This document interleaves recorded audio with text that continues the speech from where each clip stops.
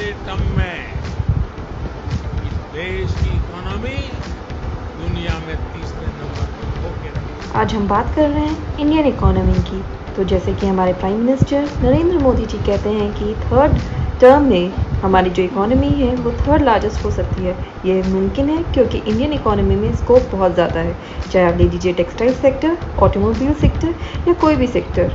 पर वहीं पे अगर हम बात करें फिस्कल डेफिसिट की तो वो भी बहुत बढ़ता हुआ हमें दिख रहा है। पर फिस्कल डेफिसिट बड़ा होना गलत नहीं होता, पर हाँ, मैनेजमेंट करने की ज़रूरत ज़रूर पड़ती है। इसीलिए हम लोग बात करेंगे फिस्कल डेफिसिट की। फिस्कल डेफिसिट जब बहुत ज़्यादा बड़ा हो जाता है तो प्रॉब्लम आती है कि प्राइवेट सेक्टर के पास लेंडिंग का स्कोप कम होता जाता है, क्योंकि मेजर प्रपोर्शन जो है वो गवर्नमेंट यूज़ करती है। इसी को कहते हैं crowding effect, crowding out effect of fiscal deficit. तो इसको रोकना और मैन्युफैक्चरिंग सेक्टर को बूस्ट देना हमारी इकोनॉमी की ज़रूरत है। A very good morning, everyone. So, welcome to Sankat Mocham for General Awareness. So, guys, again, today we are going to start this particular topic, that is Indian economy. तो Indian economy की अगर मैं बात करूँ तो it's a very interesting subject, क्योंकि हमारा जो economics है that is unique to Indian society, Indian dynamics. तो उस हिसाब से Indian perspective क्या होता है economics पे, Indian perspective क्या होता है global scenario पे economic terms में, वो हम लोग इस सीरीज में स्टार्ट करने वाले हैं।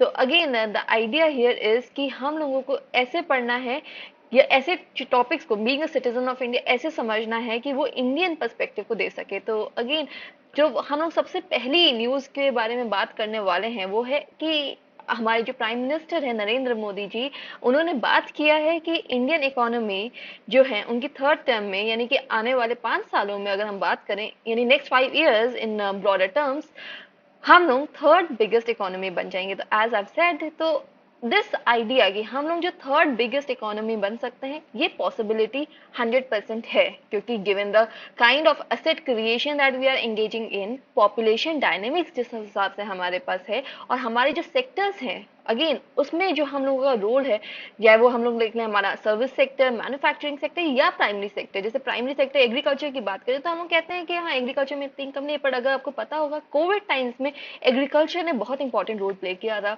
तो दैट आइडिया एंड उसके साथ साथ इंक्लूसिव डेवलपमेंट, होलिस्टिक डेवलपमेंट, जिसमें हम लोग जैम ट्रिनिटी या फिर इंक्लूजन कैसे होता है, बैंकिंग सिस्टम को हम कैसे रोबस्ट करें, तो those aspect also is very important. And here I would like to say Chanakya. तो Chanakya idea of Arthashastra, that is the thing that we have to get into. तो हम लोगों का जो चैप्टर होगा उसमें हम लोग चाणक्य की भी बात करते हुए, ताकि हम एक होलिस्टिक पर्सपेक्टिव से बात कर पाए, वो सब हम इंक्लूड करते हुए चलेंगे अपने आने वाले लेक्चर्स में भी। चाणक्य पे भी मैं एक अलग सा सीरीज बनाऊंगी, क्योंकि आज हम लोग जितनी भी इकोनॉमिक्स या अर्थशास्त्र या ग्लोबल डायनेमिक्स में जो भी बात कर रहे हैं, every damn thing is related with economics.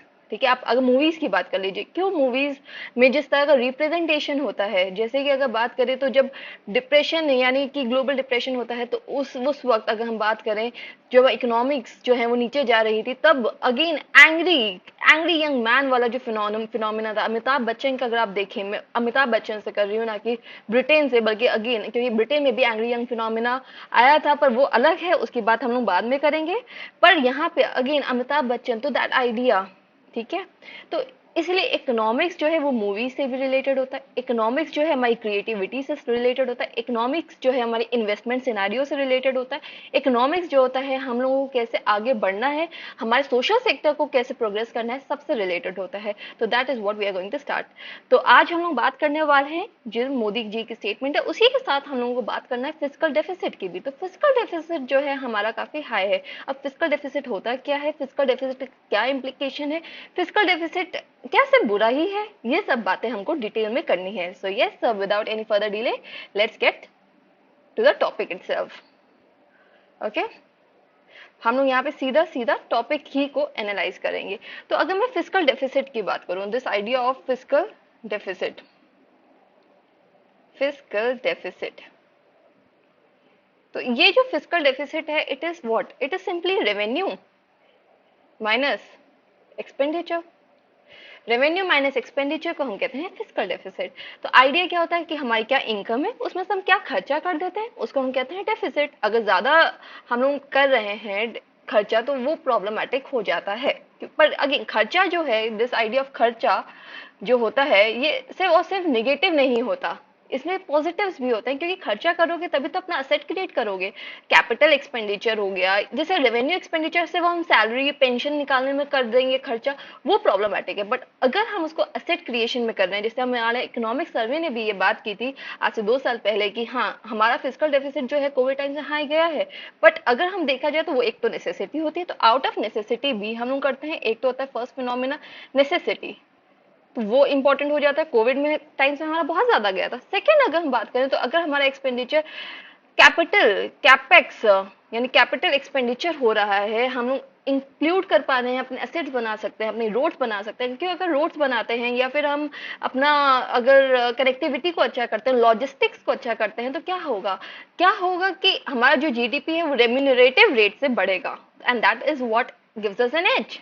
तो it is a very important aspect. तो खर्चा बुरा नहीं है, खर्चा अच्छे से होना चाहिए, सोच समझ के होना चाहिए, that is what is important. However खर्चा हमेशा मैनेज्ड होना चाहिए, तो यहाँ पे वो बात भी हमें करनी होगी। तो वर्ल्ड की थर्ड लार्जेस्ट इकोनॉमी बनने के लिए खर्चा होगा, पर खर्चा एफिशिएंट रहे, मैनेज्ड रहे, हमारी जो ग्रिप है उसमें रहे, तो that is what is going to be beneficial in long period of time, over a long period of time.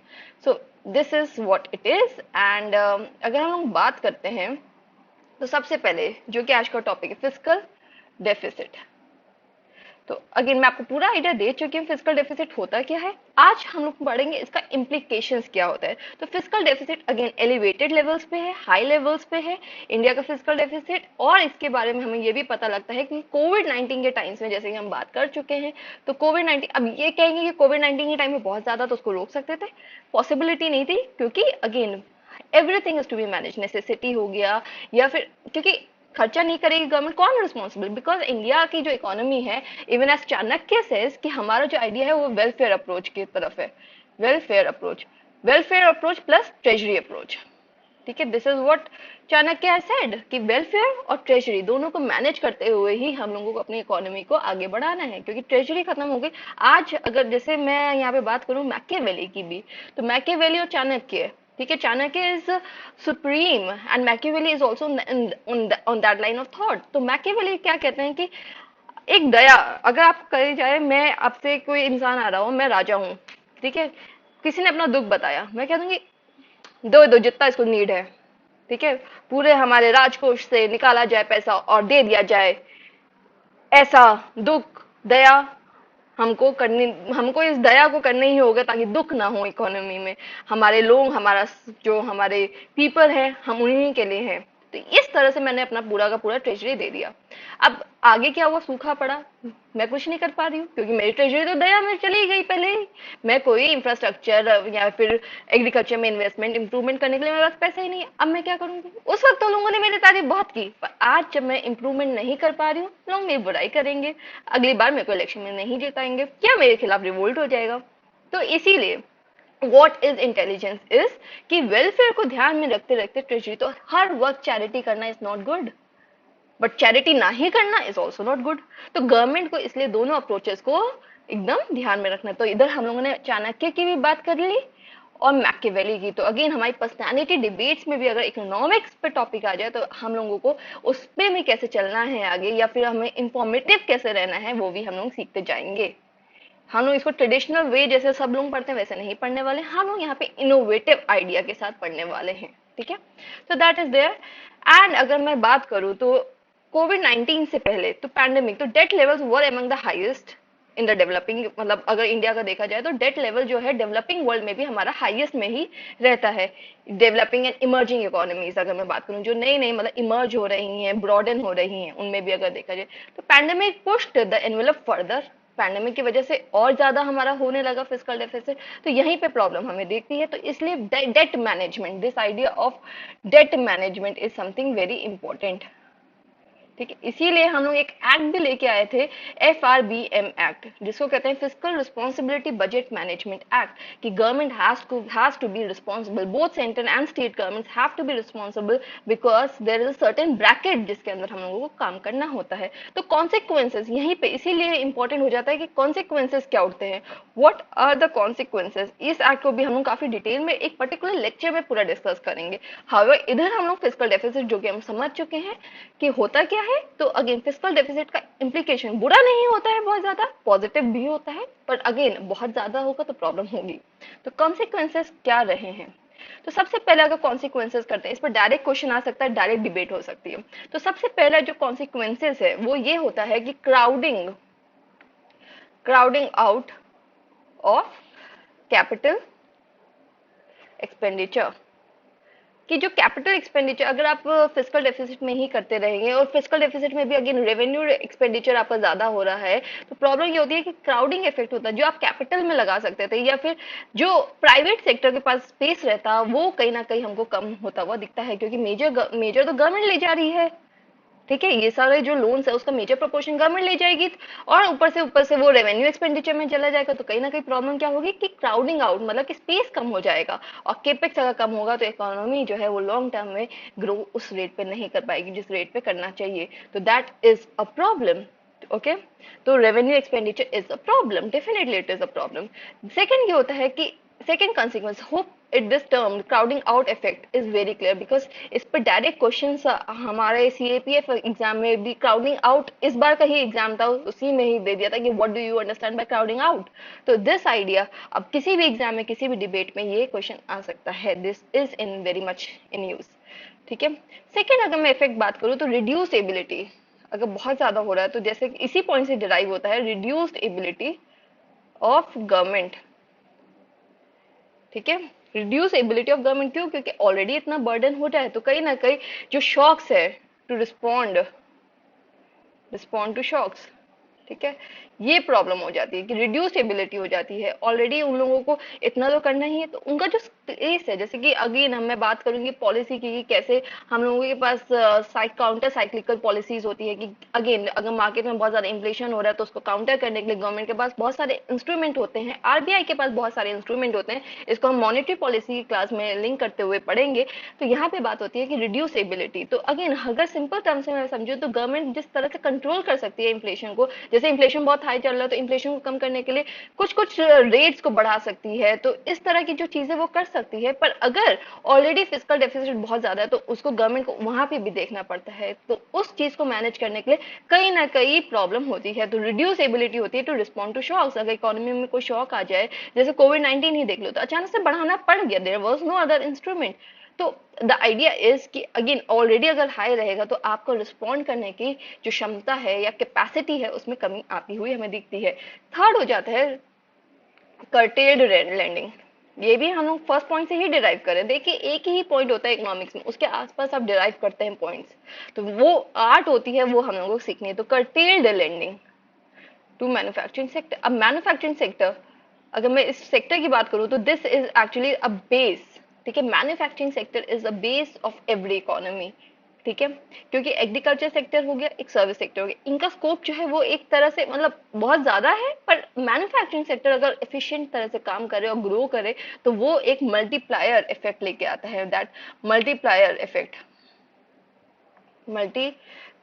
Effect एक अगर मेरे को फैक्ट्री सेटअप करनी होगी, मैं 10 लोगों को एम्प्लॉय करूंगी, 20 लोगों से मैं लॉजिस्टिक्स लूंगी, 30 लोगों से मैं काम करवाऊंगी, और 30 लोगों से मैं कहूंगी कि अगेन आप यहाँ पे आइए, यहाँ पे सेटअप करिए, यहीं पे लोकेट हो जाइए, तो वहां पे प्रॉस्पेरिटी आएगी, सोशल सेक्टर आगे बढ़ेंगे। तो इसीलिए एक मैन्युफैक्चरिंग सेक्टर एक ऐसा सेक्टर होता है जो कि मल्टीप्लायर इफेक्ट बहुत ज्यादा रेट पे लेके आता है। तो मैन्युफैक्चरिंग सेक्टर अब ज्यादा पैसा अगर फिस्कल डेफिसिट को पूरा करने के लिए गवर्नमेंट ही लोन लेने लगेगी, तो मेरे को अपनी फैक्ट्री जब सेटअप करनी होगी, मुझे लोन चाहिए होगा, मेरे पास स्पेस कम होगा, मुझे हाई इंटरेस्ट रेट पे मिलेगा, और मैं क्या करूंगी कि भैया रहने दो, मेरे पास इतना पैसा नहीं है, इतना हाई इंटरेस्ट रेट पे मैं नहीं दे सकती। वहीं पे अगर गवर्नमेंट के पास इतना पैसा उन्होंने नहीं लिया होता, मतलब बीजे प्रोपोर्शन वो नहीं लेके गई होती, मार्केट में ज्यादा पैसा लेंडिंग के लिए अवेलेबल होता, मैं कहती ओह इतने कम रेट पे, चलो एक फैक्ट्री का 3 लगाती हूँ, ठीक है। तो this dynamics is also very important. तो curtail lending to manufacturing sector, and manufacturing sector की जब भी आप बात करेंगे तो आप बात करेंगे कि how it is very remunerative sector, it is a multiplier sector, that is very important. Next point होता है क्या, फोर्थ पॉइंट अगर मैं बात करूं तो सबसे पहले आता है rising cost, rising cost of external borrowing. अब मैं देखूंगी भैया, मैं हूं फॉरेन, ठीक है, फॉरेन बैंकों में, अब मैं देखूंगी इंडिया ऑलरेडी इतना ज्यादा फिस्कल डेफिसिट, इंटरेस्ट रेट बढ़ाओ, लेंगे ही, हालत सही नहीं चल रही है, रेवेन्यू एक्सपेंडिचर इतना ज्यादा है, ज्यादा पैसे पे भी देंगे भैया, तुम्हारी नीड है, तुम आओगे ही आओगे। तो that rising cost of external borrowing is also very much there, okay. This point you have to again emphasize कि rising cost of external borrowing, तो that efficiency, that bargaining capacity actually reduces। तो हम लोग आगे बात करेंगे primary deficit क्या होता है, उन सब में भी हम ये कवर करेंगे कि इंटरेस्ट रेट कैसे हाई होता रहता है। क्यों? क्योंकि उन लोगों के पास, उन लोगों को समझ में आ रहा है कि हमें नीड है, और जब भी आपके कंपिटिटर को पता लगता है किसी भी डायनेमिक्स में, इंडिविजुअल लाइफ बात कर लो, इकोनॉमिक्स की बात करो, फॉरेन पॉलिसी की बात कर लो, अगर पता लगता है कि आपके पास जो है आपकी नीड है, तो उस नीड को एक्सप्लॉइट जरूर किया जाएगा। इसलिए नेवर नेवर एवर, मतलब मैं साइकोलॉजिकल टर्म्स में बोलूँ, never ever tell people that you need this, ठीक है, डोंट। अगर आपको पता लग जाएगा कि ये आपकी नीड है लोगों को, तो they exploit, they tend to say oh you need this, मेरे पास है, आओ, ठीक है। तो that again aspect is very problematic. तो rising cost of external borrowing. Fifth point होता है, जैसे मैंने एफआरबीएम एक्ट की बात करी थी, तो इंटर जनरेशनल गैप भी बढ़ता है। तो नेगेटिव इफेक्ट्स होते हैं किसकी, इंटर जनरेशनल गैप में कहीं ना कहीं क्रिएट होता है। क्यों? क्योंकि अगर मैं बात करूं तो फिस्कल अगर डेफिसिट बढ़ रहा है तो क्या होगा, आज गवर्नमेंट ने देखा कि भैया मेरी इकोनॉमी को बहुत नीड है, मैं आज फिस्कल डेफिसिट कर लूंगी, आज से 4 साल बाद मैं क्या कहूंगी, कम करो भैया, ठीक है। पर 4 साल के बाद जो बच्चे पैदा हो रहे हैं, क्या उनको फिजिकल, उनके लिए स्पेस कम होता जाता है, ठीक है, क्योंकि आज से 10 साल बाद गवर्नमेंट कम करेगी ही करेगी, और हमारे एफआरबीएम में भी टारगेट्स है कि हाँ फिजिकल डेफिसिट को इस ब्रैकेट के अंदर ही रखना है, तो कम होगा, आज हम करेंगे तो आगे कम कर देंगे, पर फिजिकल डेफिसिट की तो हमेशा जरूरत, फिजिकल की तो हमेशा जरूरत होती है। तो दैट आइडिया, क्योंकि physical deficit is not a bad thing, that is how we started our lecture.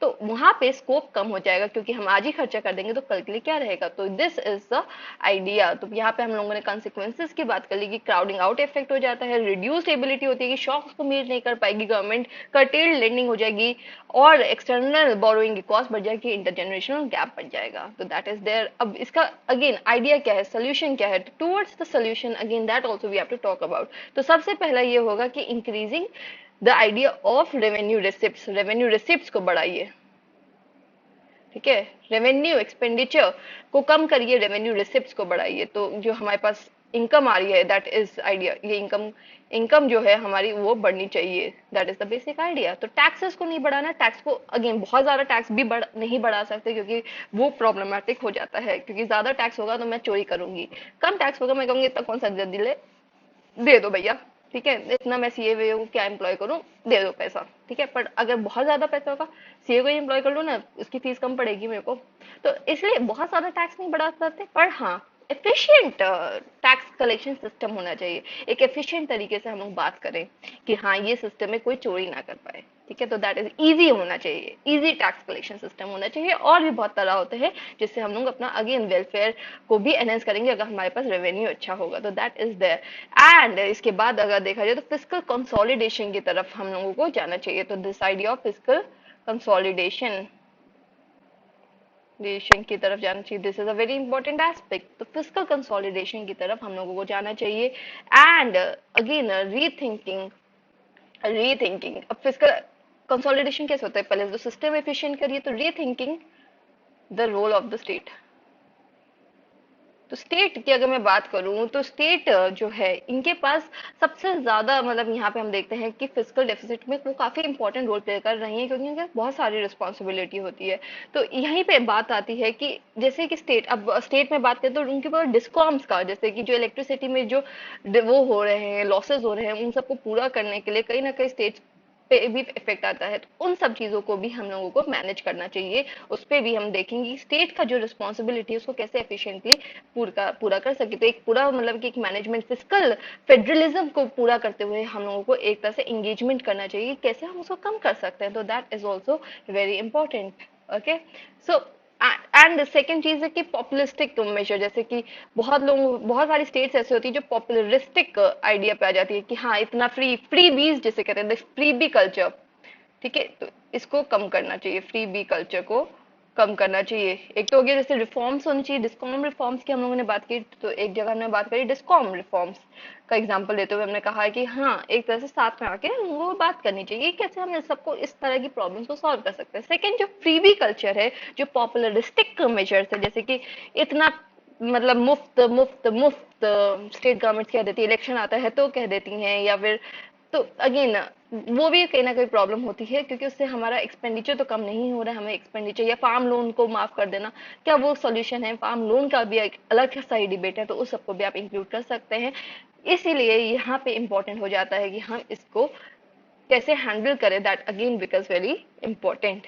Okay, तो यहाँ पे अगेन दिस आइडिया की हमारा क्या कहते हैं, कैसे फिजिकल मैनेजमेंट होना चाहिए, फिजिकल कंसोलिडेशन होना चाहिए, स्टेट का कैसा क्या रोल होना चाहिए, फिर पॉपुलरिस्टिक मेजर्स को कैसे कंट्रोल करें, ये सब हम लोगों ने एस्पेक्ट पे बात कर ली है। और इसीलिए यहाँ पर हम लोगों का टॉपिक जो है वो कंप्लीट होता है। एनालिसिस जो है यहाँ पे हम लोगों ने पूरा डेप्थ में कर लिया है कि क्या प्रॉब्लम्स होती हैं और क्या सोल्यूशंस हो सकते हैं।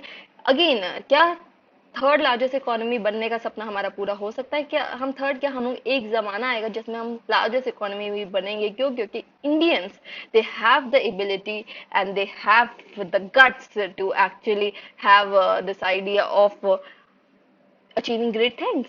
Okay, so economics linked to everything, linked to pictures, linked to everything, and the idea of Chanakya everywhere. So yes, this is Sankar Mocha for General Awareness, Economics Made Easy. Please like, share and subscribe. Thank you.